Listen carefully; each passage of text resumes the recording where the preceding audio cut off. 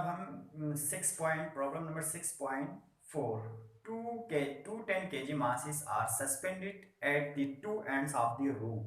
Two 10 kg masses are suspended to the two ends of the rope. ये एक रस्सी है जिसके दो एंड पर जो है 10 kg का दो मास अटैच किया हुआ है.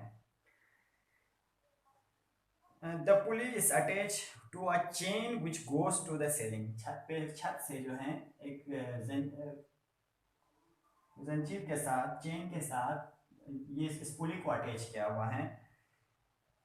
which is shown in the figure. यहाँ पे जो फिगर में दिखाया हुआ है. What is the tension in the rope? इस दो rope में टेंशन क्या होगा और जो है इस चेन में टेंशन क्या होगा वो हमने फाइंड करना है. Part A, part B.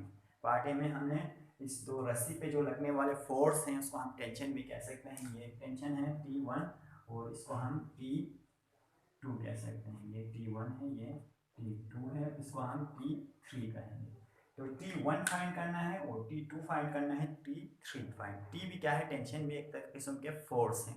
एक जिस इस पे लगने वाले तमाम फोर्सेस हमने इसको कंपेयर करना है, इस पे लगने वाले फोर्सेस को हम कंपेयर करना है और इस पे लगने वाले जो फोर्स है इसको हमने कंपेयर करना है.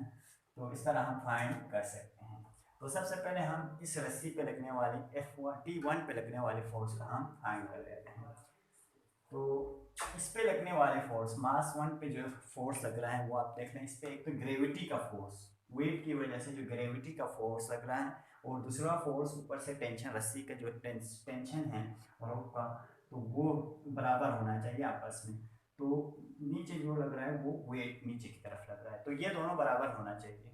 T1 इक्वल टू W के बराबर होना चाहिए और W हमें पता है वेट जो है mg के बराबर है. T1 इक्वल टू mg के बराबर है. क्यों? क्योंकि W इक्वल टू mg के बराबर है. अब इसमें पुट कर ले T1 इक्वल टू m की वैल्यू हमें पता है, मास क्या है 10 kg है, 10 kg है और ग्रेविटेशनल जो फोर्स है वो 9.8 के बराबर है.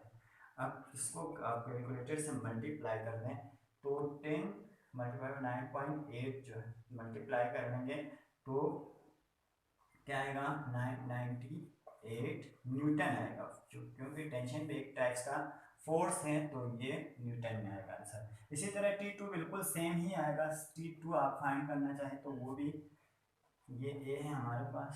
T2 पे जो लगने वाले तमाम फोर्स, ऊपर की तरफ लगने वाले फोर्स और नीचे की तरफ लगने वाले फोर्स दोनों बराबर होना चाहिए. तो T2 भी किस चीज़ के बराबर होना चाहिए? W के बराबर होना चाहिए. और T2 इक्वल टू W की जगह पे मैं mg लिखूंगा और T2 इक्वल टू m जो है 10 kg है और ग्रेविटी जो है 9.8 है. तो इन दोनों को अगर मल्टीप्लाई करेंगे तो T2 इक्वल टू 98 न्यूटन हो जाएगा.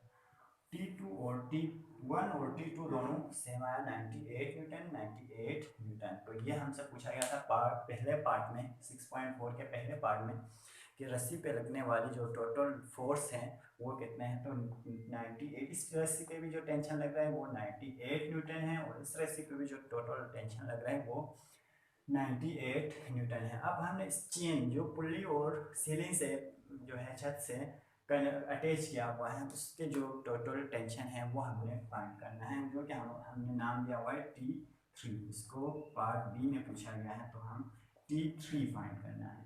T3 देखें, इस पे ऊपर की तरफ फोर्स जो है वो T3 लग रहा है, सिर्फ T3 लग रहा है. नीचे की तरफ फोर्स इसकी वजह से भी लग रहा है, इसकी वजह से भी. तो इसको W1 कह सकता हूँ, इसको W2 मैं कह सकता हूँ. तो W1 प्लस W2 जो है वो दोनों फोर्स नीचे की तरफ लग रहा है और एक जो टेंशन है वो ऊपर की तरफ लग रहा है. इस पे तो यहाँ पे भी टेंशन था, यहाँ पे भी रस्सी में टेंशन प्रोड्यूस हो रहा था. यहाँ पे एक ही जो चेन है तो यहाँ पे जो T3 किस चीज़ के बराबर है? इन दोनों वेट के बराबर. नीचे की तरफ दो फोर्स लग रहा है, एक ऊपर की तरफ सिर्फ एक फोर्स लग रहा है. तो T3 किस चीज़ के बराबर होगा? W1 plus W2. ये दो फोर्सेस नीचे की तरफ लग रहा है, ये दोनों आपस में बराबर होना चाहिए, ये और ये बराबर होना चाहिए. क्योंकि कोई भी चीज़ अगर इक्विलिब्रियम पोजीशन पे हो तो ऊपर की तरफ लगने वाले फोर्स और नीचे की तरफ लगने वाले फोर्स दोनों बराबर होना चाहिए. तो T3 जो है वो W1 W2 के दोनों के सम के बराबर होना चाहिए. तो T3 इक्वल टू W1 की जगह पे mg प्लस W2 की जगह पे भी M2G M1G आप लिख सकते हैं।